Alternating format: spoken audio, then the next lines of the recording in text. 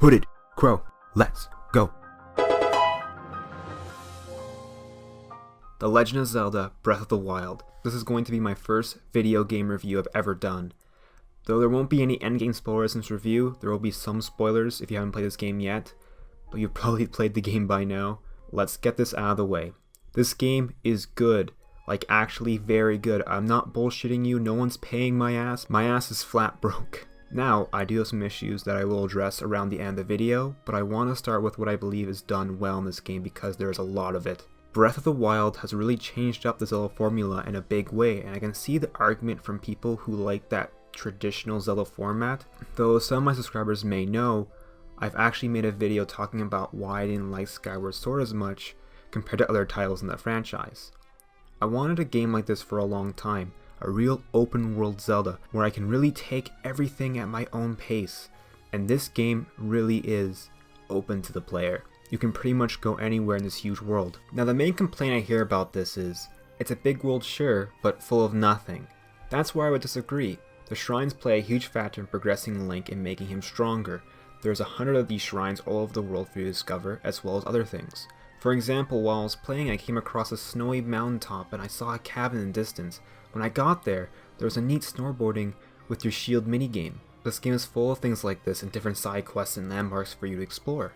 Right when you start the game, you get a glimpse of the world before you, and a tree branch you find on the ground. That tree branch begins your first introduction to combat in this game, and as soon as you pick it up and use it a few times, it breaks.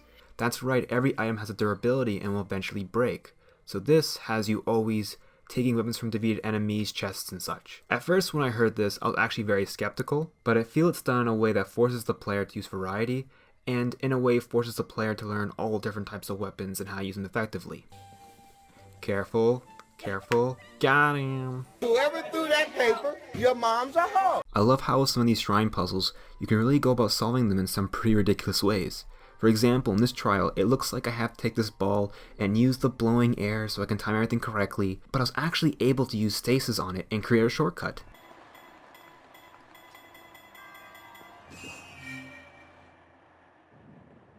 All I do is win, win. Shit.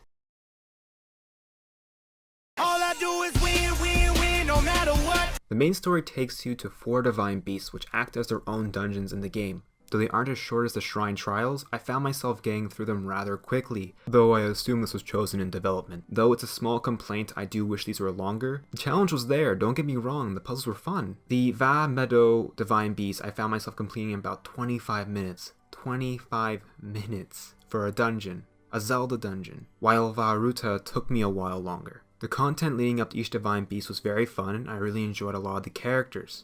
You're allowed to tackle these dungeons in any order you want, something that was introduced in A Link Between Worlds. Again, this opens up the freedom to the player and how I can really take the game at my own pace and really do whatever I wanted.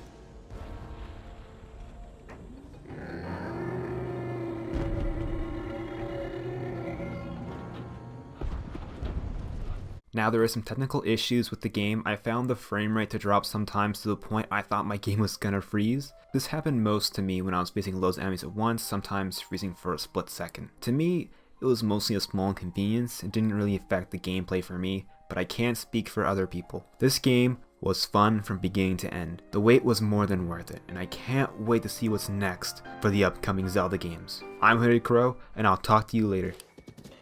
Yeah.